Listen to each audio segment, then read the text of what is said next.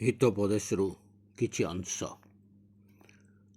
ଘୂର୍ଣ୍ଣିବାୟୁ ବୋହିଲେ ଦୁଷ୍ଟ ଆଉ ନଥାଏ, ମାତ୍ର ଧାର୍ମିକ ଅନନ୍ତ କାଳସ୍ଥାୟୀ ମୂଳଦୁଆ ସ୍ୱରୂପ।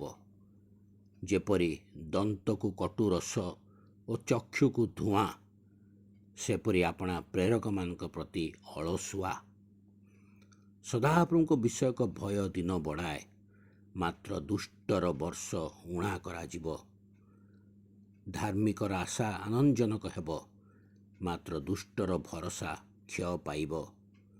ସଦାପ୍ରଭୁଙ୍କ ପଥ ସରଳାଚାରୀମାନଙ୍କ ପ୍ରତି ଦୃଢ଼ ଗଡ଼, ମାତ୍ର କୁକର୍ମକାରୀମାନଙ୍କ ପ୍ରତି ତାହା ବିନାଶଜନକ। ଧାର୍ମିକ କେବେ ହେଁ ଘୁଞ୍ଚାଯିବ ନାହିଁ, ମାତ୍ର ଦୁଷ୍ଟ ଦେଶବାସୀ ହେବ ନାହିଁ।